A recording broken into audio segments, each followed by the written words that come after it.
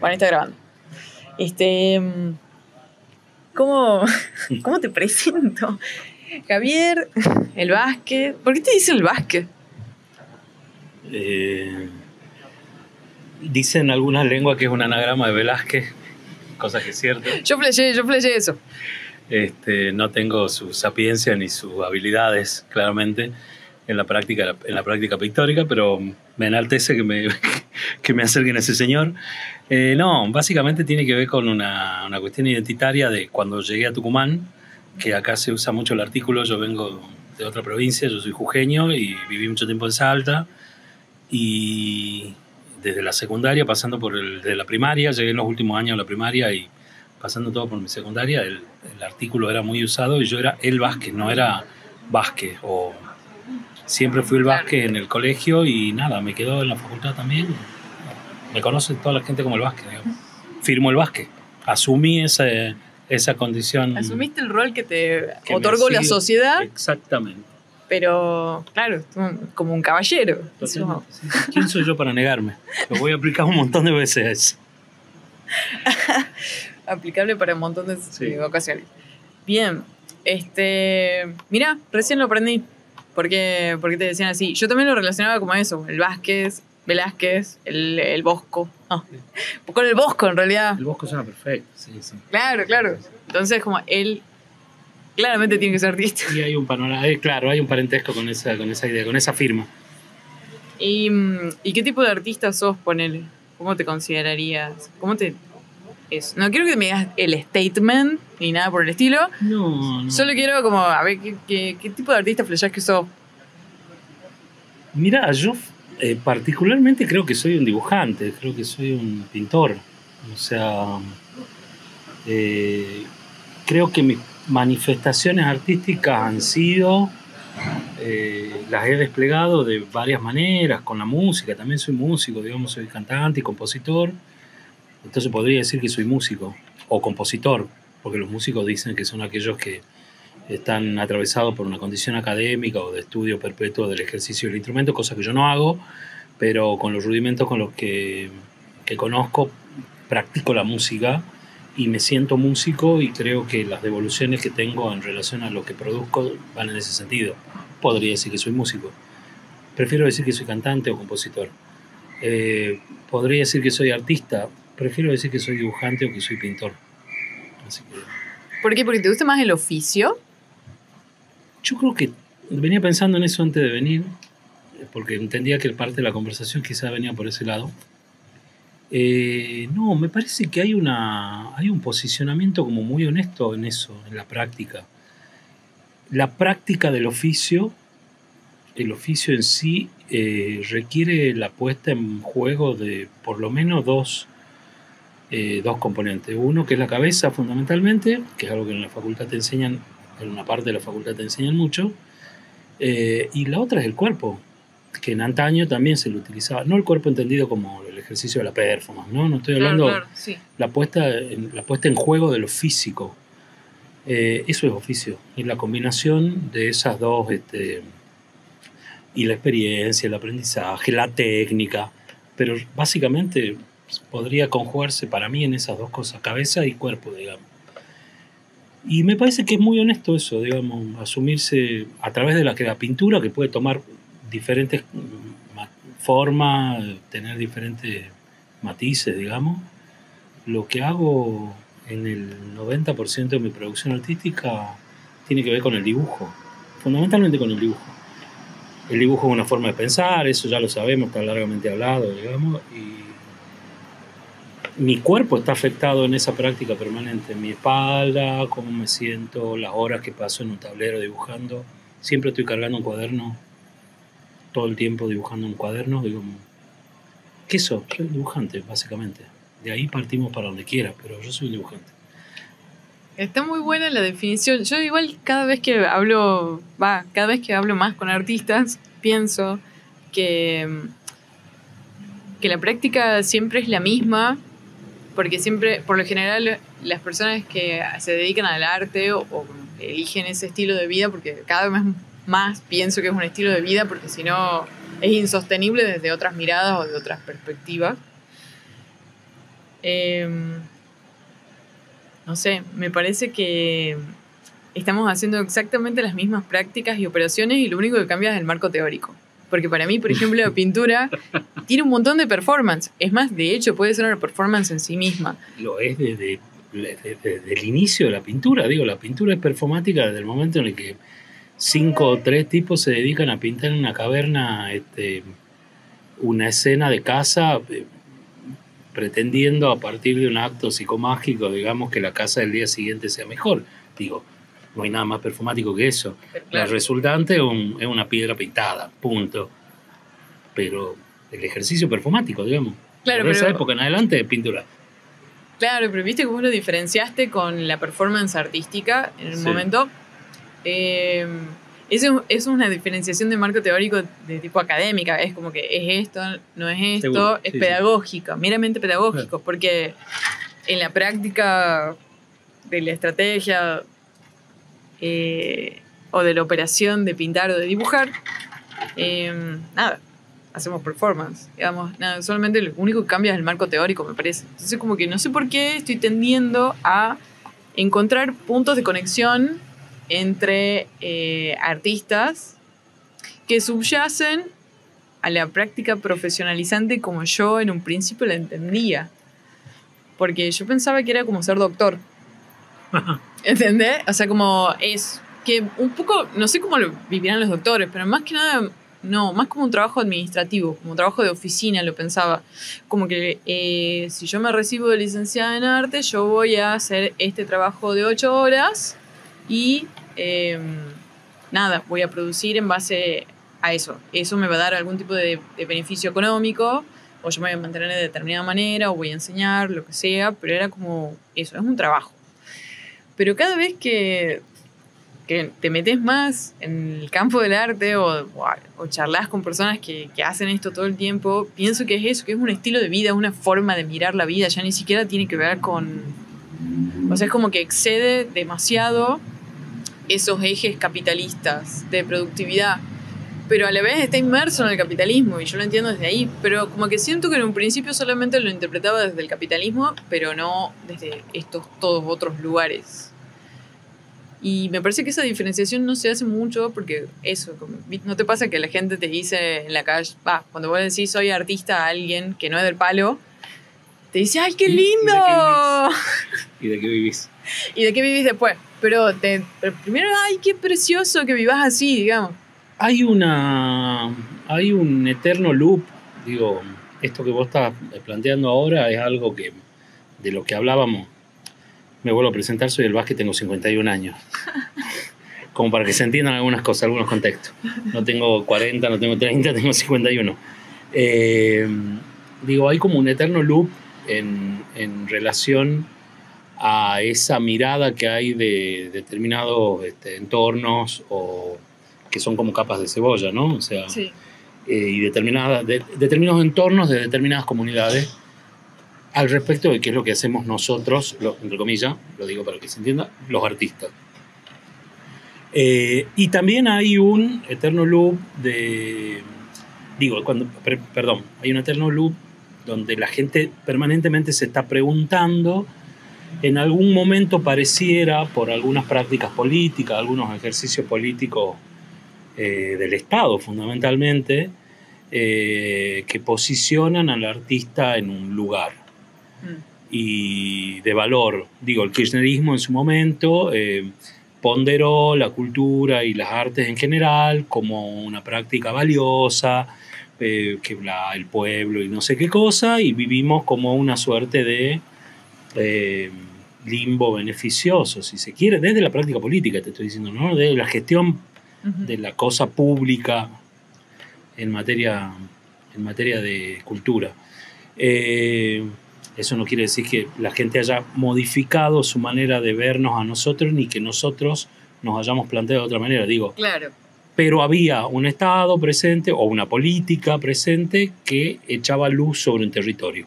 Y en ese territorio estábamos nosotros, cual hámster, mirando para arriba diciendo, sí, somos nosotros los artistas y hacemos esto. Y queremos que nos mimen y que nos compren y que me gustan Digo, estábamos iluminados. Claro, sí. Después pasa eso y nos volvemos a nuestro redil oscuro y neurótico, donde todo el tiempo estamos preguntándonos, ¿para qué hacemos esto? ¿Por qué hacemos esto? ¿Por qué no puedo dejar de pensar en esto? ¿Quién soy yo para no poder pensar en otra cosa que no sea la ordinariedad de ir a un trabajo y ser una buena persona con el solo hecho de trabajar 8 horas y después tener 2 o 3 accesos a la cultura, ir al cine, ir a un teatro, escuchar un recital y volver a mi casa, coger y dormir, en el mejor de los casos. Pero bueno, son como 2 universos distintos. A mí me parece que nosotros siempre estamos en el mismo lugar, en un redil oscuro donde estábamos preguntándonos todo eso que dije recién. El medio va cambiando y se va moviendo. Y no tiene que ver con la profesión. Yo durante mucho tiempo pensé que nosotros debíamos, el corpus artístico de seres humanos, artistas, mandato, debíamos profesionalizar nuestras prácticas para tener una mejor performance y un mejor contacto con los sistemas del arte. Venía pensando mucho en cuáles son las keywords, las palabras claves para mencionar en el podcast. Bien. Sistema del arte, digo, ¿no? O sea, ¿cómo hacer para ingresar al sistema del arte? El sistema del arte ya sabemos que son muchos los sistemas, pero bueno, más o menos que reconocemos algunos. ¿Cómo hacer para entrar en un circuito de galería, un circuito comercial? ¿Cómo hacer para entrar al circuito de las clínicas? Quiero vivir de clínicas, eternamente de clínicas. Que la comida y el alojamiento me lo pague otro y yo esté permanentemente en un hostel del arte junto a otros como yo ejerciendo práctica. Ese es un sistema. ¿Cómo entrar en el sistema de las ferias? No sé, etcétera. Claro. Digo, esas son prácticas, esquemas, sistemas profesionalizados del arte. Y a mí me parece que hay un punto en el cual está buenísimo, pero que eso no nos completa ni nos contiene del todo. Posta que ser artista involucra un montón de cosas que al común de la gente, por decirlo de una manera bastante odiosa, porque nadie es común, le es muy ajeno. Incluso para nosotros nos es muy ajeno. Y también entiendo de que posta que no hay lugar para todos en esos sistemas profesionalizados del arte y la cultura. Es más, cada vez hay menos lugares y por más que muchos hagamos esfuerzos enormes, digamos, para ingresar, no vas a ingresar. No, es el ojo de una aguja. Exactamente. Tal cual.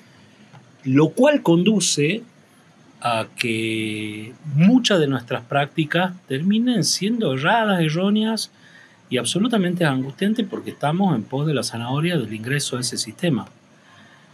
A mí me tranquiliza más pensarme como un dibujante que como un artista que va en búsqueda de ese sistema. Yo dibujo.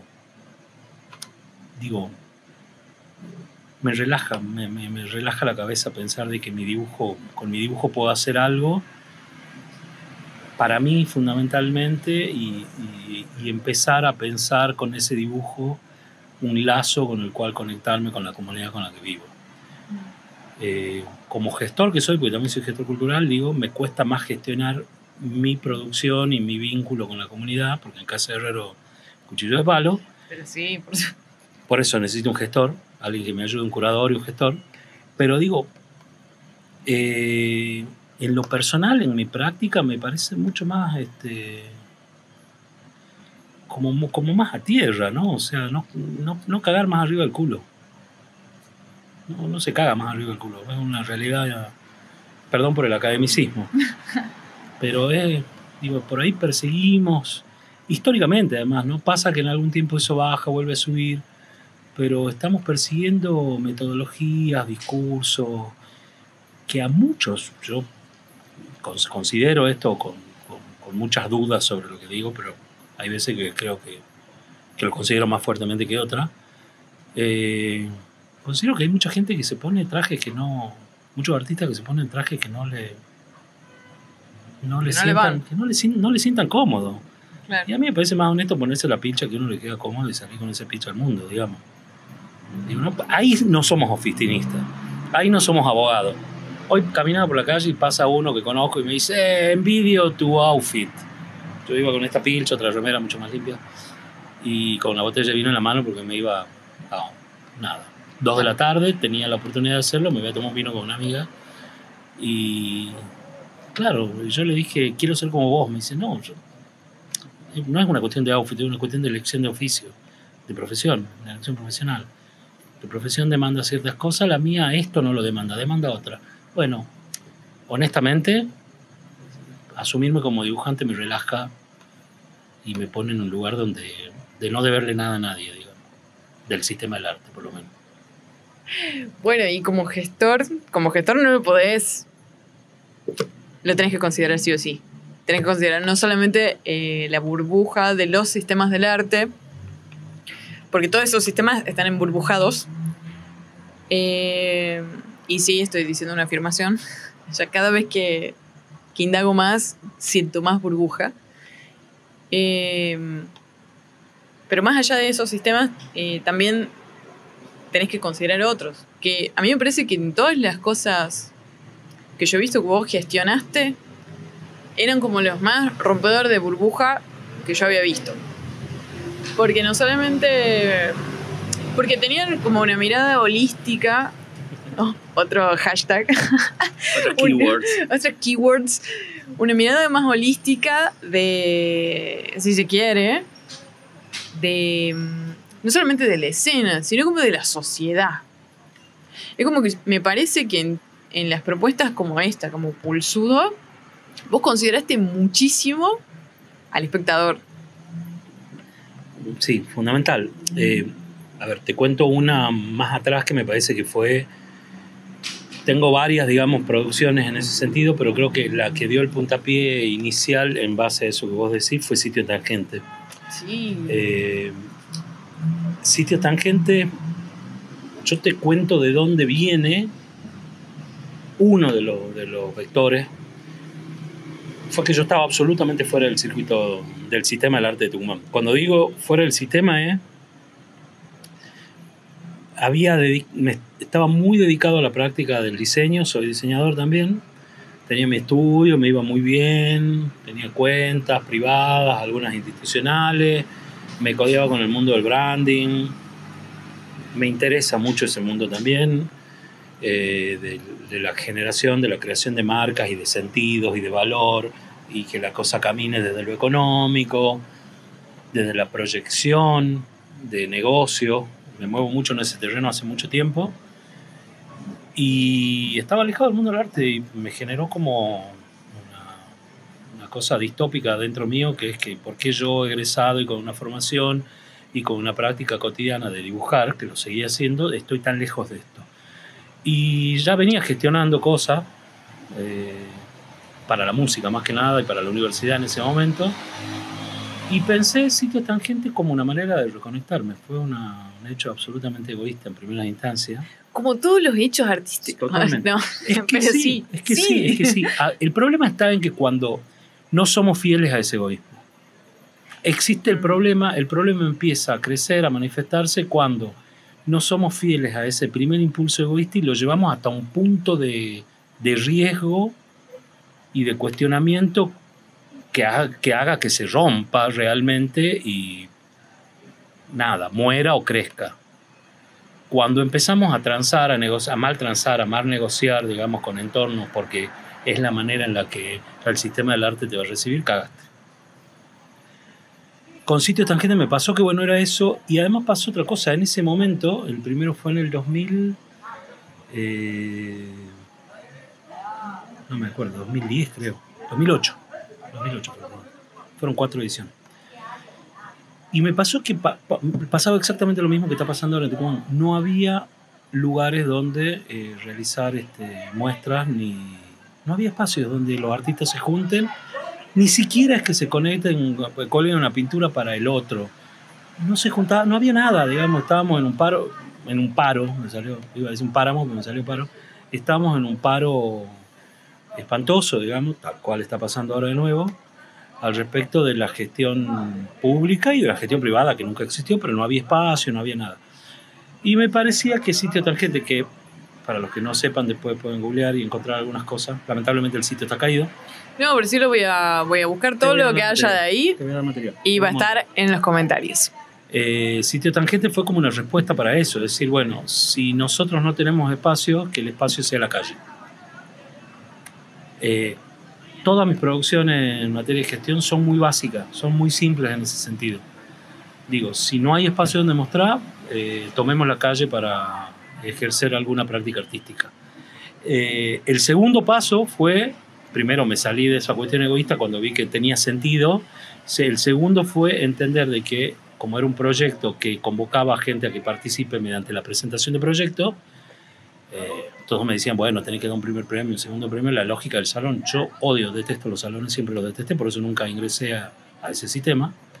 Casi nunca mandé, tengo pintura de deporte, tengo todo lo que, aplico a todo lo que significa la lógica del salón, casi nunca mandé. Y dije, no va a haber premio. Lo que vamos a hacer, vamos a elegir 10 proyectos y esos 10 proyectos se les va a dar la misma cantidad de dinero y esos 10 proyectos se van a realizar de acuerdo a lo que los artistas han decidido. Como tercer paso, como era una actividad inédita porque era de toma del espacio público, una cosa que fuimos muy malos en el primero fue decir, bueno, no, se excluye el mural como práctica.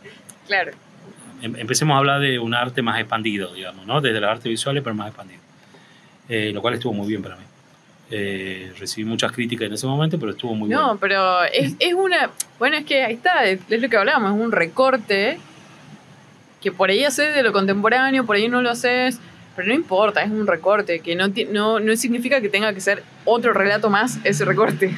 Y lo interesante fue que el proceso de selección, en el cual yo no participaba, yo no participé nunca en las selecciones ni en la selección de los proyectos. Nosotros convocábamos un cuerpo de curadores, como de curadores, y después de ese jurado, en la primera edición se copó tanto y lo mantuvimos como práctica en las otras ediciones, fue que acompañaron el proceso de resolución de los proyectos, haciendo una práctica curatorial en vivo prácticamente ahí, todo el tiempo. Eso fue muy alucinante. Pero nació de una premisa básica. Esto no está funcionando, bueno, pongo en prueba, como una probeta, ¿sí? Pongo a prueba este artificio que se llama Sitio Tangente. Pulsudo fue lo mismo. Che, acá hay algo que no nos estamos juntando, artistas, músicos con visuales, con cine, con... Bueno, hagamos un quilombo que se llame Pulsudo como el locro y veamos si así se juntan. Veamos si funciona, si la multidisciplinaridad realmente puede existir. Y existió, fueron 3 ediciones, vos participaste en una, sí. Existió de manera armónica, digamos, con todas las rispideces que puede tener la producción de un evento de esa naturaleza, grande, magnánimo, qué sé yo, con muchas pretensiones y poca plata, pero existió, digamos. A mí me parece, y en sí, vuelvo sobre lo mismo, cuando uno es honesto con el germen de lo que te mueve realmente, la cosa fluye y llega a algún puerto. Puede crecer. Digo, yo dibujo. Cuando gestiono, yo me planteo una pregunta básica y desarrollo un sistema, un artificio que dé respuesta a esa pregunta básica. Por lo general, casi siempre me he ido bien en términos de impacto, en términos del volumen que adquiere eso. Y me parece que pasa en muchos otros casos, digo. Cuando hicimos el laboratorio, fue otro caso exitoso, el laboratorio de gestión, que fue a posterior del último Sitio Tangente. Me acuerdo que ese año fue a posterior de las 4 ediciones de Sitio Tangente, Sí. Había florecido en Tucumán una cosa maravillosa que fue los espacios de gestión autónoma. Sí. Había 3 espacios. 13. 3 espacios. Yo junté 3 espacios de Tucumán con 3 espacios del resto del país. O sea, vino gente de Puerto Madryn, Catamarca, San Juan, Santa Fe, Buenos Aires, provincia de Buenos Aires, Misiones, enfrentados en un trabajo, además fue un delirio. Ese proyecto fue un delirio. Son 5 días de un montón de gente discutiendo cosas alucinantes que después no se hicieron, pero no importa. Fue muy endogámico, muy ombliguista, pero fue hermoso. Había 3 espacios. La Punta, la calle, Casa Rusia, no sé, 3 espacios, no me acuerdo ahora de todo. Y fue un momento esplendoroso de Tucumán, de cara a Buenos Aires, digamos, a la mirada porteño-céntrica. Bueno, dejó de existir ese momento esplendoroso. Sí. Pulsudo después vino a dar cuenta de otra cosa y a plantear un problema y una escena sobre otra hipótesis de conflicto que yo me planteaba. Y digo, todos funcionaron en la medida en la que se respondían a una pregunta y a un cuestionamiento muy básico y muy honesto, sencillo, si se quiere. Yo, como gestor, actúo desde ahí. Desde el egoísmo. No, egoísmo primero, porque sí, me siento a diseñar. Todos los diseñadores también son egoístas. Todos los artistas son egoístas y egocéntricos al mismo tiempo. Pero después tenés que abrir. ¿Y cuándo abrís? Cuando sos honesto con la pregunta. Cuando sos honesto con la práctica. Cuando no sos honesto con la práctica, cuando no sos honesto con la pregunta primera, no llegás a buen puerto. Qué loco. Me parece que hay como... Participás de sistemas de otros cuando no sos honesto. Podés llegar hasta ser un esclavo de otro sistema. Podés llegar a ser un número de otro sistema. Puede ser exitoso, eso sí, buenísimo. Pero yo no sé si... ¿Qué más hay aparte de eso, digamos, de ese cartel? Claro. Me parece que mucha gente en realidad, o por lo menos la gente pequeña, capaz que está empezando, porque yo siempre como que me retrotraigo a cuando yo estaba estudiando y siempre pienso qué pasaría si yo estuviera estudiando ahora, cómo vería todo este quilombo. Y claro, si yo estuviera estudiando diría, no hay espacios en Tucumán. Nadie ha hecho esto. Porque, claro, nosotros sabemos de sitios tangentes, capaz que ahora de 2024 porque lo acabamos de nombrar en la presencialidad. Sí tiene que haber algo. Vos tenés registros, tiene que existir registros, no sé, en algún medio de comunicación. Pero claro, una persona que viene estudiando esta carrera, que flasha una experiencia en la práctica artística, capaz que se piensa desde el mismo lugar en el cual vos te pensaste en ese momento antes de empezar Sitios Tangentes. Eso es algo que vos ves, o sea, vos coincidís con eso y después, si pensás que sí o no, la siguiente pregunta es ¿por qué sería? ¿Por qué se daría eso? Volviendo sobre una cosa que creo que puede ayudar a continuar la conversación sobre esa pregunta. Porque respuesta no tengo, digamos. Nosotros, un grupo muy grande de gente que hoy algunos son muy amigos, digo, para mí fue un éxito Sitio Tangente porque hice un montón de amigos en todo el país. Me conecto realmente con el arte y con artistas alucinantes y con gestores muy grosos, con quienes sigo en contacto. Creo que eso fue lo más artísticamente maravilloso que me pasó, conocer gente. Acordate de eso porque creo que vamos a volver sobre eso, lo que significa juntar gente, digamos. Yo estoy muy enfocado en eso, en juntar gente, pero vamos más adelante. Lo que creo que pasa, lo que nosotros venimos discutiendo desde esa política del Fondo Nacional de las Artes de los 2000, mediados, los 2010, 2015, del 2010 hasta cuando estuvo Andrés Lavaqué al frente del Fondo Nacional. Del Fondo Nacional en la parte de artes visuales. Fue muy valiosa la intervención de él porque tenía una mirada federal en serio, porque además sanjuanino, qué sé yo, no sé, pero además porque es un buen tipo, básicamente, y con el cual ideológicamente podíamos tener discusiones honestas, vuelvo a repetir, en ese sentido. En muchos de los encuentros que estaban financiados por el Fondo Nacional, que se dieron en San Juan, en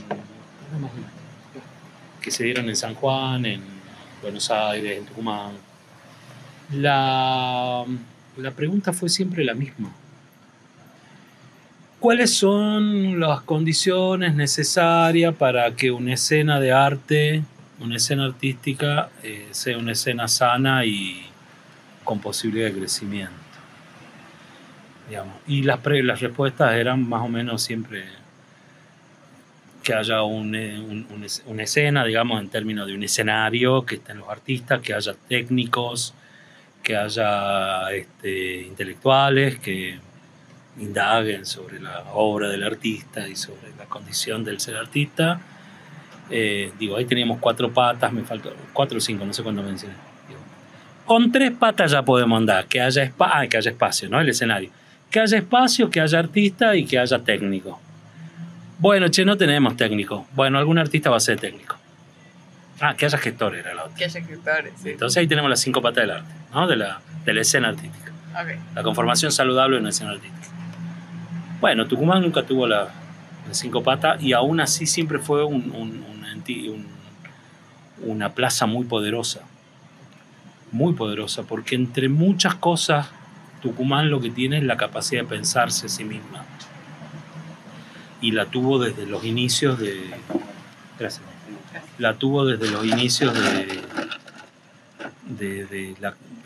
la práctica artística en Tucumán, con la generación de la universidad, con la generación del centenario. Siempre hubo esa pregunta, siempre estuvo presente en Tucumán. Me parece que es como la pregunta inicial, que es simple, concreta. Por eso Tucumán sigue siendo poderoso, aún a pesar de que está medio para atrás. Cuando no estaban las 5 patas, siempre había alguien que cubría algunos roles. Sitio tangente, no hay espacio, hagamos sitio tangente y salgamos a la calle. Y funcionó. Salimos en todos los diarios del país. Yo me fui a Brasil, me acuerdo de una bienal, y salía sitio tangente en una publicación. Dije, mamá, llegué. Claro. ¿Entendés? Mirá, están hablando de mi proyecto. Hablando en serio, tenemos cómo dar respuesta. O teníamos. El problema es que faltaba una pata más y que no la visualizábamos, que es la archivística. Sí. No hay quien haga archivística para que los futuros historiadores, porque tampoco tenemos historiadores del arte en Tucumán, que estén problematizando acontecimientos de índole absolutamente contemporánea frente a otros procesos de otras provincias o frente a procesos centralistas como los de Buenos Aires, donde en Buenos Aires sí existe tal cosa. Bueno, nosotros no tenemos. Entonces cumplimentábamos o tratábamos de cumplimentar los roles, de cubrir los roles de esas 5 patas de las que hablábamos, cuando teníamos 3 y nadie pensaba que faltaba uno que era fundamental, el del ratón de biblioteca, que archiva, gestiona. Marcos, desde la creación de una obra, puso, pero muy artística su puesta, puso en juego en su momento esa pregunta, si se quiere, con esa torre de archivos, no sé si te acordás. Sí, el archivo de Marco Figueroa, que de hecho me parece que Gaspar Núñez, que hablé con él antes, estuvo revisándolo porque él está haciendo como una maestría y bueno, y también coincidía en esto, justamente lo que estamos hablando ahora, de la falta de archivos, la falta de historia del arte. Falta archivos, falta gente que estudie y que interpele esos archivos, falta gente que no venga estrictamente del campo de las artes. Ojo con eso también, ¿no? No podemos pedirle más a los artistas de lo que ya hacen. Históricamente, capaz que yo diga hoy Javier Vázquez con 51 años, medio viejo carcamán con algunas cosas, diga, che, los pendejos ahora no hacen ni acá, no quieren hacer nada, ponele. O alguien como yo diga eso. Mentira, yo no lo digo. Pero me parece que hay gente que puede pensar eso. Claro. Y me parece que históricamente ha pasado eso, que a los artistas se nos pedían que hagamos todo. No estamos en condiciones de hacer todo. Por ejemplo, hoy por hoy, con las capacidades técnicas que hay, con la evolución que hubo de la técnica al respecto del montaje, no se le puede pedir a los artistas que hagan montaje. Nosotros tenemos que ser capaces en esta provincia de generar montajistas que estén a la altura de la producción de lo que los artistas tienen en la cabeza. Lo hemos puesto en práctica, acordate, en la muestra de Mujer, Cuerpo e Independencia. Sí, por supuesto. Donde hemos contratado un grupo de gente que se encargaba específicamente del montaje, y me parece que algo que viene pasando. Hay 2 o 3 personas que ofician... No, estamos grabando. Que ofician... Le dijimos que no a alguien al respecto de la compra de enseres básicos. De plástico. Bolsita de plástico. Tengo un montón, señor. Me parece que hay que superar esas cosas, ¿no? No podemos asumir todos los roles, y me parece que hay que sentarse a pensar. Fundamentalmente tenemos que pensar, todo el tiempo pensar, cuáles son, desde la gestión, desde la práctica de gestión, cuáles son las cosas que necesita esta escena del arte para poder volver a tener la entidad que tenía o que quiere tener. No hablemos del pasado, la que queremos que tenga. Claro. Entonces, archivística, historiadores, que no es lo mismo alguien que está interpelando un archivo o alguien que esté generando un archivo que alguien que escriba sobre el texto de un texto curatorial. Son 2 roles totalmente distintos. Yo no le puedo pedir a Jorge Figueroa, desde su rol de ¿cómo se llama? De curador o crítico de arte, no le puedo pedir que ejerza de rol de historiador, que interpele desde la ciencia histórica, digamos. No es su lugar, él está por otra cosa. Bueno, hay que se tiene que generar eso, digamos, para que no nos vuelvan a pasar estas cosas que nos están pasando. Digo, ahora vamos a volver en serio, que le pedimos a los chicos a los más jóvenes, que alquilen una casa, se llenen de deuda, que la sostengan 10 años, que el proyecto se amesete en algún momento, que se peleen, que se pongan de novio entre ellos, que se peleen, que se separen y armen. En serio vamos a volver a pedir eso. El problema es que no tenemos una memoria, a dónde acudir. Después pueden haber otros problemas, pero ese es uno de los problemas graves que hay. Adhiero y coincido con vos en ese sentido. Sí. Me parece que eso, que estábamos repitiendo. Bueno, quiero volver a este dicho de que el que no conoce su historia está condenado a repetirla. Pero sí, o sea, aplica en este caso. Sí, me parece que mi generación y la que siguió, capaz que cometimos errores que podrían haber sido muy subsanados por solamente un relato anterior. Pero bueno, yo no tuve la suerte de encontrarme con alguien antes de hacer el proyecto que tenía que hacer, que ya lo habían hecho y estaba destinado a perecer por el mismo error, capaz.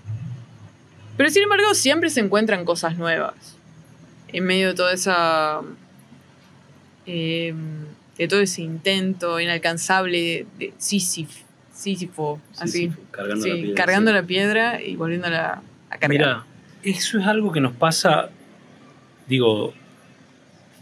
nos pasa a nosotros como dentro del universo de productores artísticos. Vos fijate que en el teatro no pasa eso, porque hay ciertas cuestiones que están normalizadas e institucionalizadas. Existe el Instituto Nacional del Teatro. El Instituto Nacional del Teatro, con todas sus políticas, con toda la generación de los festivales, y de sus acciones, genera un archivo inevitablemente de todas esas puestas y de todo ese trabajo, desde el trabajo de los se me va la palabra de lo que es Jorge, mirá vos. La gente que está aplicada a la lectura del texto, desde los literatos, desde los que escriben las obras, está todo condensado por esa institucionalidad que es el Instituto Nacional del Teatro, por esa institución que es el Instituto. Las letras lo tienen, obviamente, porque es texto escrito. Nosotros no tenemos esa forma, ¿no? Quizá por nuestra práctica, que es absolutamente para adentro y nace egoísta y egocéntrica, y las formas asociativas siempre nos han sido un tanto complejas Claro. No, pero aún así el Instituto Nacional de Teatro sí tiene como un presupuesto destinado a la editorial también. Sí. Entonces siempre hay un montón de textos de teatro que, en comparación con nuestra historia del arte, es minúsculo. Hay historiadores del teatro, digamos. En general vos encontrás gente que sabe mucho de la historia del teatro porque hay gente que ha escrito mucho sobre la historia del teatro. Exactamente, porque está escrita. Se puede encontrar, se puede estudiar. Entonces, los músicos están empezando a desandar ese camino y me parece que hay algo que es básico. Digo, si hay algo que funciona, hay que copiarlo. Hay que dejarse de boludear también con el tema de la originalidad y hay que copiar las cosas que funcionan. Me parece que el INAMU nace a la luz de los hechos de que había cosas que en el INT funcionaron muy bien y que eran dignas de ser replicadas, con las particularidades que tiene el mundo del universo y el universo de la música. Hay una industria atrás de todo esto, no de la música, listo, es más fácil. Nosotros nos tenemos que preguntar, ¿hay una industria detrás de las artes visuales? Yo creo que sí. Por supuesto que sí. Por supuesto que sí. Y no es tan difícil generar campos asociativos y modos asociativos de artistas no solamente entre artistas, sino con técnicos, con teóricos, con historiadores, con gestores y con la institución pública y con el privado. Digo, cuando digo el privado hablo del Malva, hablo de la feria, hablo de los bancos, hablo de todos aquellos que puedan hacer algún aporte desde algún lugar para que esto tenga otra forma. Pero bueno, evidentemente a nosotros nos cuesta mucho. En ese sentido yo celebro mucho Tabit. Soy parte de Tabit de manera muy solapada, digamos. O sea, muy... No, pero sos parte de eso ya es un montón. Es un montón. Celebro Tabit porque Tabit es un esfuerzo titánico que va en pos de eso. Primero que nada, de juntarnos para problematizar no solamente la práctica, sino nuestra inserción con el medio. Cómo realmente nos comunicamos. No somos seres oscuros que vivimos en un redil complejizado con nuestras prácticas y nuestras neurosis. Somos personas que tenemos los mismos problemas que tiene un abogado, si se quiere, en algún punto, con lo cual podemos encontrar una solución parecida. Sí somos todo lo otro, pero también somos todo lo otro. Pero claro, tenemos nuestras particularidades como un abogado puede tenerlas, no sé. Parece antagónico las dos cosas, pero no las son. No, para nada. No las son.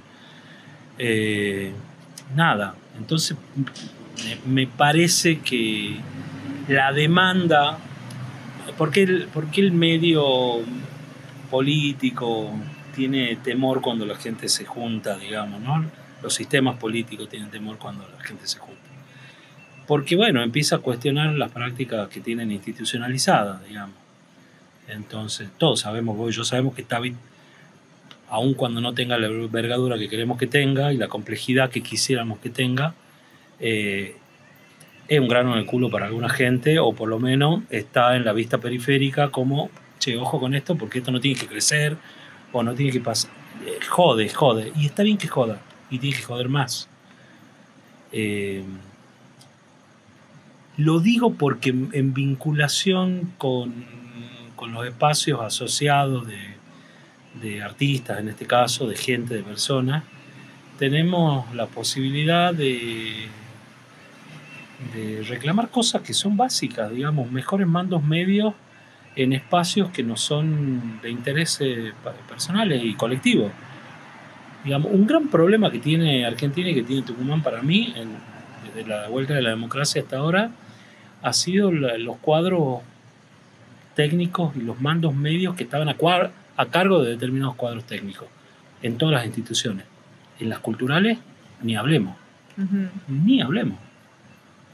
Sin capacidad de decisión, sin capacidad de... O sea, en algún momento, como con la ola para arriba, como lo decíamos al principio, con el kirchnerismo o con el alfonsinismo en su momento, digamos, la primavera alfonsinista en el campo de la cultura fue un despertar y había no solamente guita, había ideas y no sé qué. Bueno, había mandos medios que no estaban a la altura. Con el kirchnerismo pasó lo mismo. A nosotros en esta provincia nos pasa lo mismo. Decirlo parece que es mala palabra. Me parece que es... que estás tocando un punto muy sensible, pero me parece súper certero. Nadie viene a hablar de eso. Justamente, porque es una fuerza donde hay una necesidad, nace un derecho. Porque es una fuerza, o queremos que sea una fuerza, que empuja desde el lugar de nuestro interés. Desde todos estos intereses, además de los derechos básicos que nos corresponden como trabajadores, nuestros intereses también tienen que ser escuchados. O sea, el hecho de que nosotros decidamos ejercer una vida de artistas, y eso, no ponernos un traje y que un abogado desee tener nuestro jueves a las 2 de la tarde, eso también constituye parte de la sociedad, lo quieran o no. Yo parto de las cosas, insisto con las preguntas simples y con los problemas que son básicos, digamos, las preguntas básicas. ¿Nosotros generamos con nuestras prácticas dividendos? Yo creo que sí. No.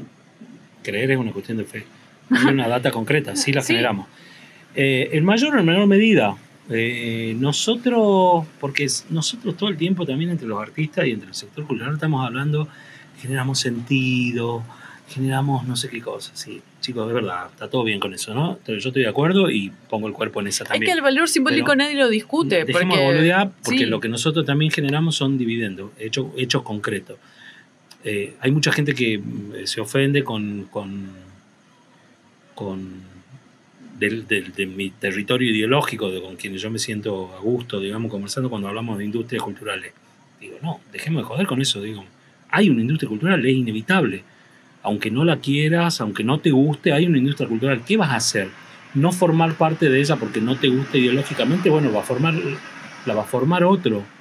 Y es el que va a tomar las decisiones sobre todos los sistemas culturales de determinado contexto, países, provincias. Y el sentido social del gusto de una sociedad. Claro, y vos vas a hacer, exactamente. Porque va a ser lo mainstream, ¿entendés? Exacto. Entonces, chicos, hay que sentarse en la mesa que ya está armada. Digamos, no la podemos romper esa mesa. Porque además esa mesa, aparte de que es una mesa en la cual se puede hablar del sentido, esa mesa genera plata. Y la plata es lo que necesitamos para seguir produciendo. Nos guste o no. Necesitamos un montón de otras condiciones. ¿No? Sí. Obra social, todas las condiciones que tienen todos los trabajadores. Pero vos sabés que necesitas plata para producir obra.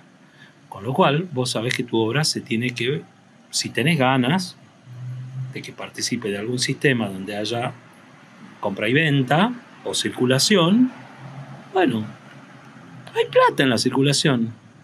No es mala palabra. Hay que sentarse a conversar sobre eso. David, creo yo, que problematiza eso al parar con los artistas, eso, y pone en discusión ese tipo de cosas. No, y también para eso, para los funcionarios. Ni hablar. Que era lo que estábamos hablando un ratito antes. Que es un tema súper sensible, porque como vos decís, cada vez que se arman cuadros de dirigencia con respecto a la cultura,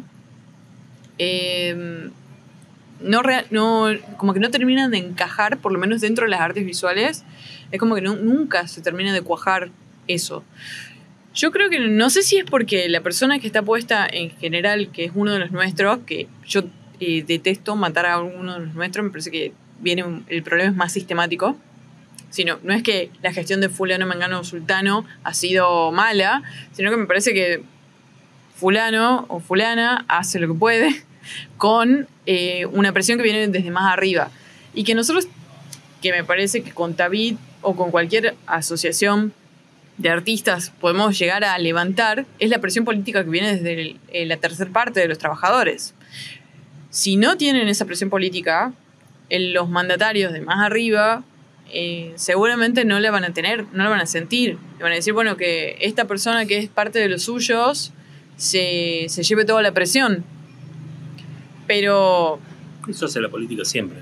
Exactamente. Porque en realidad tenemos que jugar el juego de la política si es que queremos... Siempre hay fusibles, digamos. Claro. O si no, no jugás el juego de la política y te aislás del mundo. No sé. No existe, digamos. ¿Qué juego jugás? ¿Qué juego jugás si no jugás el juego de la política en una sociedad donde todo es político? Aun cuando nos quieran hoy, bajo un gobierno supuestamente liberal, creer que la política es mala, cochina, sucia y no existe y debería estar en su más mínima expresión. No, eso es mentira, todo es político. Aun cuando quieran hacer eso también es político. Todo es político. Digo, estamos atravesados por la política. Entonces, ¿por qué los artistas no debiéramos hacernos cargo de eso? Nos tenemos Claro, que hacer cargo de y eso. conlleva un montón de juegos que son hasta macabros, porque, no sé, que te hagan una cama, creo que se inventó en la política, o ese tipo de cosas que en realidad, justo el podcast que sale hoy de la Romina, hablábamos de eso, de cómo las instituciones se agarran del estatuto o de las opciones democráticas que tienen para, qué sé yo, hoy con el DNU, no ir al recinto para no dar quórum, por ejemplo. Esa es una práctica que, o sea, no significa que los diputados, los senadores, lo que sea, no estén en el edificio. Significa que no quieren bajar a tratar el tema. Y nada, no hay nada en el estatuto que digan que ellos están obligados a bajar a tratar el tema, entonces no dan quórum. Y entonces hay un ausente. Ese tipo de cosas, o que te diga que van a votar a favor y pueden estar en contra. Como que ese tipo de prácticas son parte de la política. Y cada vez que... Eso es hacer política. Claro, y cada vez que entramos más eso, en este universo político, nos damos cuenta de más cosas. Digo, cuando no querés en una... Pero no hay que ser ingenuo. Obvio. Es que hay que entender de que... Digo, cuando vos estás en una conversación con tu compañero de trabajo y se toca cualquier tema, no hablemos de temas políticos, estás tocando temas que... A ver... Che, hay que juntar plata para comprar un microondas porque se ha roto. Bueno, y la discusión ronda en cuánto sale el microondas, quién lo va a comprar, quién va a juntar la plata, y salta uno que dice, che, ¿por qué lo tenemos que comprar nosotros y no lo compra la empresa o la institución? La discusión previa es política, Claro. es de organización. La segunda, que podríamos decir que es de organización nada más, ¿no? Conlleva política, asumir los roles. La segunda abre una puerta que dice, che, ¿por qué tenemos que hacernos cargo nosotros de esto? Si nosotros ponemos horas de laburo y bla, y tenemos que comer acá en determinadas condiciones, ya abrís un universo de cosas. Bueno, te doy un ejemplo como muy básico, que es reunión de compañeros de trabajo de una institución pública o de un organismo privado discutiendo sobre quién tiene que pagar el microondas que se ha roto. Si son ellos con una vaquita que no costaría nada, o si es la empresa o la institución que es la que te lucra con tu esfuerzo. Bueno, todo es político. Cuando te sentás, el que no participa de la discusión, yo no digo nada y espero hasta el final para levantar la mano y votar. Claro. ¿Entendés? Ejerce su derecho de silencio, que es político, que es, en el ejemplo que vos diste, no bajo a votar, no bajo a tratar a la ley. Me mantengo en silencio. Es mi forma de negociar con otras partes también después. No hay que ser ingenuo y no hay que ser ignorante al respecto de eso. Estamos atravesados por esas prácticas permanentemente. Los artistas, lo que tenemos que hacer cargo, de lo que nos tenemos que hacer cargo, es de institucionalizar de alguna manera en su mínima expresión, aunque sea, esos modos de discusión, de organización básico. ¿Quién compra la caja de lápices más barato para que hagamos el cartel? No sé, desandar esos caminos hasta llegar a otros que tenemos que participar en la confección, en el diseño de la política de arte visual de Tucumán. No tenemos ninguna participación desde hace 1000 años. Digo, primero porque no estábamos asociados, después porque nunca nos dan pelota. ¿Por qué? Porque no hablábamos el mismo lenguaje. Digo, ningún político de los que conocemos, incluso los que han tenido cierta afinidad con algunos artistas en particular, por más de que les interese el arte, la pintura, algo, o vayan al teatro, consuman productos culturales, ninguno sabe realmente de qué idioma hablamos nosotros. Y nosotros no sabemos qué idioma hablan ellos. Es una cuestión de idioma también. Sí, pues yo... Ay, ¿cómo lucho con eso? En esta práctica de justamente armar la asociación civil, juntarnos, hacer y empezar a traccionar lo que implicaba tener una asociación civil y ejercer el poder que te da, porque sí nos da poder asociarnos. Es una cosa increíble, la gente capaz que no lo cree, pero conseguimos muchísimas más cosas diciendo que tenemos una asociación civil que no teniéndola. Y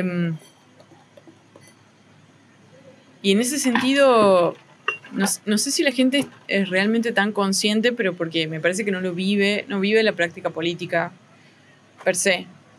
De tener que sentarte con una persona que en su puta vida ha ido a una muestra, no conoce nada de la escena, no te podría nombrar un artista tucumano, capaz que la nombra Lola Mora porque se acuerda, pero nada más. Es re complejo sentarse a hablar con alguien así. Bueno, pero esa complejidad la tenemos desde siempre. O sea, eso lo tenés que asumir como algo que ya ocurre y ocurre desde siempre. Creo que el momento más maravilloso, si se quiere, en todo caso, fueron 2 o 3, digamos. Uno, cuando Lola Mora consiguió el financiamiento de parte del gobernador. ¿De Roca? A posterior de Roca, pero lo consiguió primero con los dibujos que hizo los gobernadores. Claro. Digo, un artista... Dijo, nadie ha hecho unos dibujos de los gobernadores. Súper inteligente. Pero por supuesto. ¿Entendés? Que interactuaba con el poder político de una manera muy inteligente y encima mujer. Estamos hablando del principio del siglo XX. Digo, y después Lola Mora fue lo que fue gracias a esos dibujos hermosos que están expuestos en el Museo Nicolás Avellaneda. Digo, nadie cuenta esa historia política de esos dibujos. Cuentan otras historias. No hay historiador que cuente que ese hecho político de Lola Mora la convirtió a la Lola Mora que fue después, que es la que está en el pedestal de la Plaza Independencia con la Libertad. Es ella la que está ahí. Digo, y es un hecho político lo que ella ha hecho. No es otra cosa, no es de negociación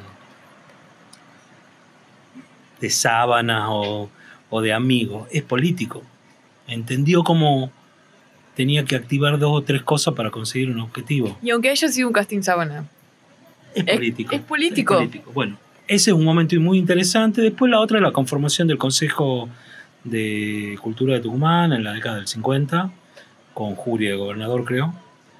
Fue muy interesante porque en esa mesa de discusión, en ese directorio, había artistas que eran los que tomaban las decisiones de los programas que la provincia iba a ejecutar y tomaba algunas decisiones al respecto del manejo de los fondos. Obviamente que eso duró muy poco, pero fue un momento muy interesante, digamos, de cómo los artistas estaban sentados en una mesa más o menos de igual a igual. Después no nos pasó nunca más.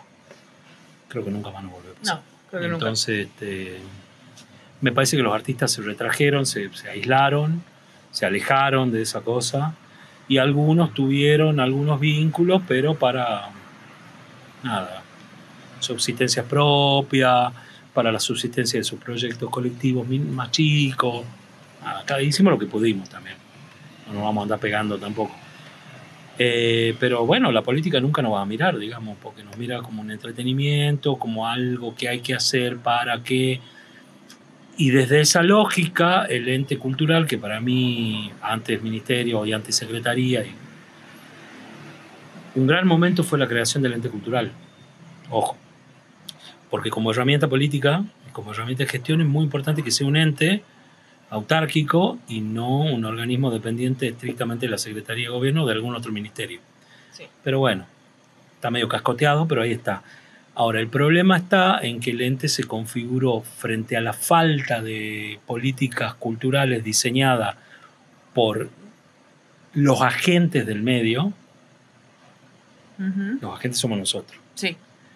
Los agentes culturales, dígase gestores, artistas, productores, técnicos. No había una mesa abierta ahí. La diseñaron ahí entre un grupo de gente que más o menos se autoseñalaban como sabiondos de la gestión. Algunos muy buena gente, algunos muy capacitados y otros que no. Se terminó configurando como una productora. Durante mucho tiempo el ente fue una productora que le competía a las producciones de los artistas independientes o privados con una billetera mucho más grande. Claro. Después cambió eso, pero durante mucho tiempo, durante el gobierno de Alperovich, creo, y parte del gobierno de Mansur, el ente fue una productora. Sus producciones eran buenísimas, pero claro, ¿cómo no va a ser buenísima si tiene un cuerpo estable de gente profesionalizada de teatro, 2 cuerpos de danza, una orquesta, una banda, 5 teatros, 3 teatros, no sé cuántos teatros hay allá. Digo, es obvio que algo mínimamente bueno tenés que ser, porque artistas buenos hay en Tucumán. Ahora, son la productora más grande de Tucumán. Porque encima tenés la plata y subsidios privados. Yo venía compulsudo, decía, che, necesito 400.000 pesitos. No, mira, ya tenemos nosotros el festival de ya tenemos el festival de esto. Bueno, pues, ¿entendés? Claro. Digo, hay una lógica errada de acuerdo a mi modo de ver la gestión de políticas públicas, culturales en este caso. Hay una lógica errada ahí. Vos no podés asumir ese rol. Vos tenés que hacer que se generen. Claro, tenés que diseñar políticas que generen espacios, claro, que sean autónomos, que sean independientes, que la escena crezca. Y si tenés los cuerpos estables, obviamente que los tenés que sostener, pero no tienen que competir frente al teatro independiente, por ejemplo. Claro. Son solamente otras propuestas, no tienen por qué competir entre sí. Pero yo creo que eso es una manera de verlo de nuevo. Yo creo que vos tenés una manera muy holística de ver las cosas. Mucho más general. Es como que tenés un montón de perspectivas y eso está buenísimo. Buenas noches. Estamos grabando. Es que me parece que no hablo por mí, voy a hablar de otros gestores que hay en Tucumán, a los cuales respeto mucho y pondero sus proyectos y sus producciones, aun cuando yo no las haría de la misma manera. Me parece que los que realmente tienen algo honesto, vuelvo con el tema, con esas keywords, para ofrecer son los que tienen una mirada lo más amplia que se pueda, o sea, hacen un ejercicio elongativo permanente al respecto de la mirada, y la otra es el moverse. Digo, no podés estar quieto en un escritorio, en una función, en una acción, o en un lugar que has generado vos y no moverte de ese lugar. Tenés que moverte, tenés que irte al lugar, tenés que, bueno, ya he generado esto, tenés que tener la capacidad de... ¿A dónde te vas? Le damos un beso a Agustina Tosi, que acaba de venir. Volví del baño. Bien. Respecto de lo que decía de lo holístico, me encanta esa palabra que no termino de entender del todo, pero sé a qué va. Encima yo lo dije irónicamente, pero bueno. Sí, ya lo sé. No, me parece que no hay posibilidad de gestionar cultura así de taxativo si no hay una capacidad para moverse, para salirse de los roles establecidos que te lo pueda haber puesto alguien, al cual te pueda haber determinado alguien, o al cual vos te pueda haber determinado. Desde ahí es donde yo respeto la actividad de muchos gestores en Tucumán. Y creo que los logros de muchos gestores de Tucumán, o de algunos gestores de Tucumán, son esos visibles que son como puntas de iceberg, pero mucho más son los fracasos. Asumir esa lógica, asumir esa idea, hace de que estamos más hechos de fracaso que de aciertos, nos puede arrojar en un espacio donde pensemos mejores cosas para todos. Digo, donde podamos diseñar mejores políticas para todos. Pensando en los artistas asociados en Tabit, como decimos, yo digo Tabit, pensando en los artistas asociados en Tabit, me parece que es mucho más, vuelvo con la keyword, honesto asumir de que hemos errado y que erramos en nuestras prácticas cotidianas mucho más usualmente de lo que acertamos, porque además nuestras prácticas siempre están validadas por otros, nunca por nosotros mismos, ni siquiera por nosotros personal, individualmente, porque ahí nos ponemos egoístas y egocéntricos y pelotudos, pero digo, no, nosotros como cuerpo, entonces siempre estamos esperando que nos validen otro. La cantidad de veces que ese otro al cual vamos, a ese sistema, galerías, salones, clínica, feria, institución pública, ONG, vamos a que nos miren y que nos maten. Digamos, esperamos que nos validen ese tipo de entidades. La cantidad de fracasos que tenemos al respecto de esas validaciones es, pero por lejos, mucho más que los aciertos y que los pocos, que los casos exitosos que tenemos. Conversando con Aníbal Güede hace un par de meses acá, me encontré en el Bar América, mi hermano Aníbal. Grande el Bar América. El gran lugar. El bodegón va a ser otro gran lugar, acuérdense de esto. Lo digo acá ahora. No todos pueden ser Gabriel Chaile. Todos quieren ser Gabriel Chaile. Yo creo hoy, y coincidíamos con Aníbal en ese momento, que ni siquiera Gabriel Chaile quiere ser Gabriel Chaile. No, yo creo que Gabriel Chaile quiere estar acá. Yo estoy segura que él quiere estar acá. Es insoportable la presión que hay en esos sistemas. Ahora, yo no la conozco porque no la he vivido. ¿Me encantaría atravesar por ese sistema en algún momento? Seguramente que sí. Conociéndome como me conozco, me corren a los 10 días por salame, ¿entendés? Porque voy a problematizar cosas que ellos no esperan que vos problematices. Nadie le pide a Gabriel Chaile que problematice nada del sistema. Le piden a Gabriel que haga lo que tenga que hacer, para lo cual lo han contratado que haga. Ahora, digo, nadie habla de lo que significa ser Gabriel Chaile y de lo que implica, de todo lo que conlleva, más allá del esfuerzo, más allá de que es un grosso, Gabriel, no hablemos de eso, de todo lo otro. Digo, no hay lugar para todo el mundo en ese sistema. Y esperamos esas validaciones como quien espera el Mesías, ¿entendés?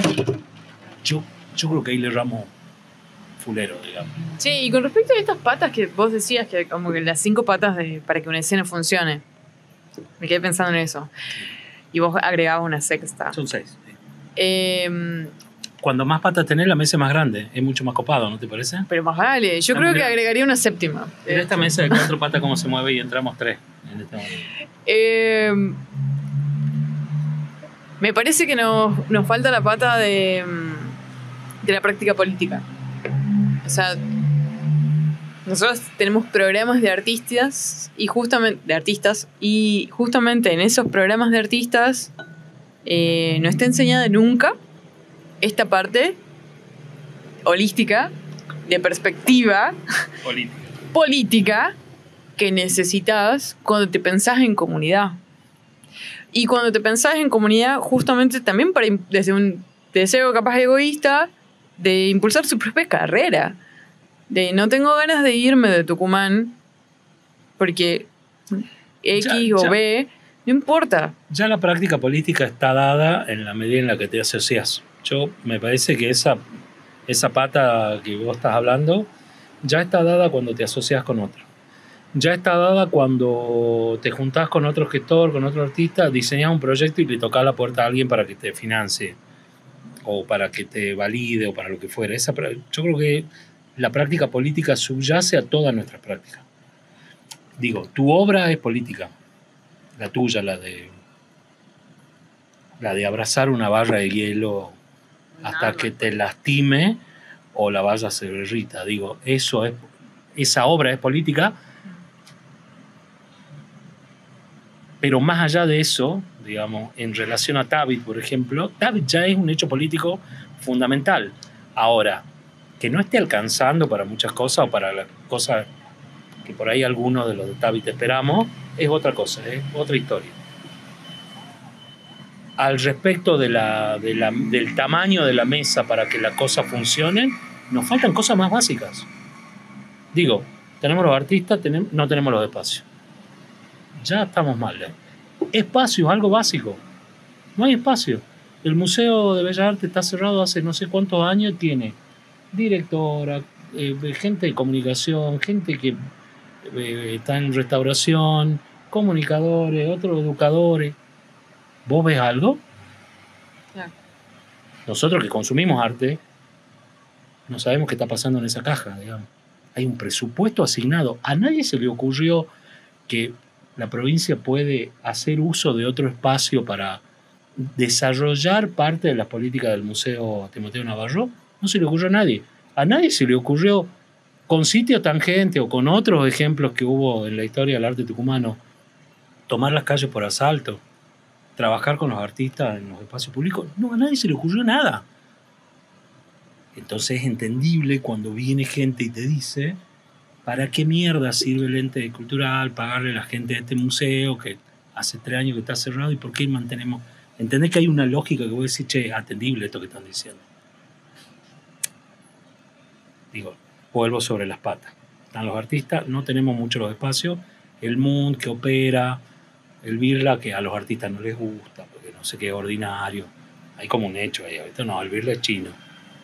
¿Qué onda, boludo? Pero bueno, no hay mucho espacio. No hay espacios autónomos tampoco. Hay técnicos, muy poco, pero hay. Hay artistas que cumplen roles técnicos, bueno. Hay gente que escribe, digamos, hay escribas del arte. Sí. ¿Vienen de dónde? Del campo del arte. No vienen de otros campos. Sería mucho más interesante. Hay un coqueteo con filosofía ahí que tenemos un par de personas, pero vienen todos del campo del arte. Sí. Sería más interesante que vengan más del campo de la filosofía. Sería más interesante que vengan del campo de la comunicación. Sería más interesante que vengan del campo de la abogacía. Me encantaría que haya un ingeniero escribiendo sobre arte. Me encantaría, porque hay un montón de ingenieros sensibles. Me encantaría que el arte de Tucumán esté vinculado con la arquitectura, de manera tal que haya un arquitecto que pueda escribir un texto desde su redil al respecto de esa vinculación con un artista que viene de otro palo. Digo, está medio floja esa pata, pero está. ¿Hay gestores? Sí, hay un montón de gestores. Buenísimo, esa la tenemos. Gestores y artistas la tenemos. Nos falta la archivística y nos faltan los historiadores. Ya ahí tenés una mesa bastante interesante. Cuanto más problematizada esté la mesa, cuantas más voces distintas haya en esa mesa, mucho más rica va a ser esa escena y mucho más interesante van a ser los proyectos. Y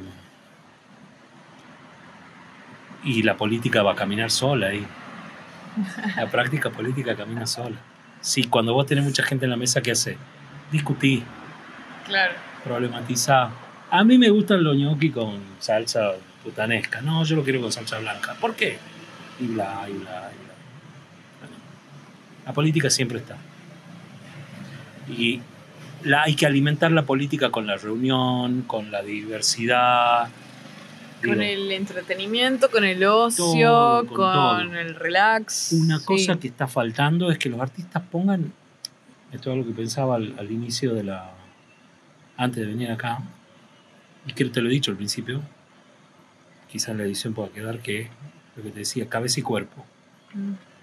Nuestras prácticas, digo nuestras porque me fundo en todo el medio artístico. Me encanta. Yo soy uno más de ustedes. No he ido al taller C, pero soy uno de ustedes. Vos lo has dicho irónicamente al tema del holístico, bueno, te tiro eso. Sí. Yo soy del taller C, pero soy como ustedes, chicos. Déjenme que entre. Me da un montón de gracia porque yo he ido a la A y al C, al dos. Perdió el B. Me perdí el B, pero sí. O bueno, sea, escucha, bien, digo, no estamos poniendo el cuerpo. No estamos poniendo el cuerpo. Y si un artista es en la medida en la que tiene, un artista es artista en la medida en la que tiene mayor vinculación con la realidad del espacio en el que vive, pareciera que los artistas de ahora no están poniendo mucho el cuerpo. Yo sé que me van a pegar un montón con esto que estoy diciendo, ¿no? Porque me van a pegar de que no tenemos plata, no tenemos esto, no tenemos aquello, no sé, no, gracias. Pero digo, poner el cuerpo no es poner el cuerpo a lo bobo. Digo, Tabit es la expresión de poner el cuerpo y no a lo bobo. Es problematizar, es discutir, es conversar. Y es desgastante, y vos lo sabés, porque poner el cuerpo cansa, digamos, ¿no? Trabajar cansa, decía Pavese. Digo. Pero es la manera de trabajar en realidad la que está en paradigma, me parece. Porque me parece que nosotros trabajamos un montón. No se discute eso, no se discute que trabajamos. No sabemos trabajar en comunidad, me parece. No estoy hablando de trabajar, yo estoy hablando de poner el cuerpo. Para mí son dos cosas distintas. Los bailarines de la provincia ponen todo el tiempo el cuerpo porque no hay forma de bailar y no poner el cuerpo. Ahora, la danza como un hecho colectivo, ¿no? ¿Está poniendo el cuerpo en la escena de la danza? No lo está poniendo el cuerpo. Claro. No está. La única que pone cabeza son 2 o 3 agentes culturales, Beatriz Labate es una de ellas, que pone la cabeza y que se hartó de poner el cuerpo, porque yo una señora grande, digamos, no le podemos poner a la Beatriz que siga poniendo el cuerpo de la manera en la que lo ponía antes. Claro. Poner el cuerpo no es subirse a un escenario y bailar y transpirar 2 horas, es otra cosa. Digo, nadie discute que los artistas trabajan, los artistas visuales. Como colectivo no estamos poniendo el cuerpo. No, para nada. Para nada. Me van a odiar con esto, pero No sé. No sé si te van a odiar porque me parece que hay... Yo me quebré hoy porque hoy se fue alguien del grupo de David. ¿Quién se fue? No sé, no tengo ni siquiera su número, ¿entendés? Pero se ha ido uno. Cuando se va una persona de David, a mí me quiebra, porque por lo menos yo creo que si hay algo que hemos hecho un montón de cosas. Sí, pero hay algo que celebro un montón, es el grupo. El grupo en sí mismo. Tener un grupo de WhatsApp en donde vos podés decir, che, no encuentro el texto fulano, ¿quién lo tiene? Y que alguien te conteste, que sería como lo más similar a un grupo de Facebook. ¿Te acuerdas que los grupos de Facebook funcionaban más o menos así? Alguien sabe, yo sé. Alguien sabe, yo sé, pero solamente donde hay artistas, en donde pueden tirar literalmente lo que sea, como un tarifario, como un texto, como compartir noticias, como armar una discusión, que me parece que no se arman en ningún otro lado a tan gran escala como se arman en ese grupo. Entonces, yo celebro solamente el grupo. Ya con el grupo, yo estoy muy, muy feliz. Entonces, cada vez que alguien se va, me quiebra porque pienso, alguien se va y alguien sabe, yo sé. Entonces... Si alguien quita el cuerpo. Pero bueno, el cuerpo... Yo voy a hacer una crítica a eso que estás diciendo. Sí. Y a esa condición típica de millennial, digamos. Hay que romper la pantalla, digamos. Y la pantalla no está rota, la pantalla está más viva que nunca y hay que romper la pantalla. Yo creo que David y lo que nos pasa frente a las políticas públicas y lo que nos pasa al respecto de Tucumán como escenario nacional con sus brillos de otrora, no va a volver a brillar en la medida en que los artistas no salgan a poner el cuerpo como en antaño. Y en el caso de David, de esto que me estás contando vos, no se rompe esa pantalla. Yo celebro las acciones concretas como la de que hay un asado, ¿cómo se llama esto? Una sede. Que las discusiones no son virtuales, son reales. Y entendiendo que lo virtual también es real, lo digo por eso. Pero me parece que hay que tomar posesión de algo que tenga una transitabilidad notoria. Claro. ¿Entendés? Yo vengo a este bar y vos lo primero que dijiste, che, qué bien que está. Es notorio que este bar es lindo, que nos acoge de buena manera. Pasa gente como Agostina, pasan otros vendedores, o sea, pasan cosas. Y elegimos volver al bar porque pasan esas cosas. Y pasan cosas con otras gente, con otras personas, con otras... Digo, en el grupo de David pasan cosas con la gente que está en la pantalla de David. Claro. No pasa más nada que ahí. Claro. No, pero a la vez también, porque depende en realidad... A mí me gustaría que... ¿Quién va a atesorar las conversaciones del grupo de David? Ay, ahí está la pata que falta. ¿Será un proyecto artístico o será un proyecto de archivística? Ahora digo... ¿Cómo vamos a problematizar ese hecho archivístico y ese recorte que alguien haga?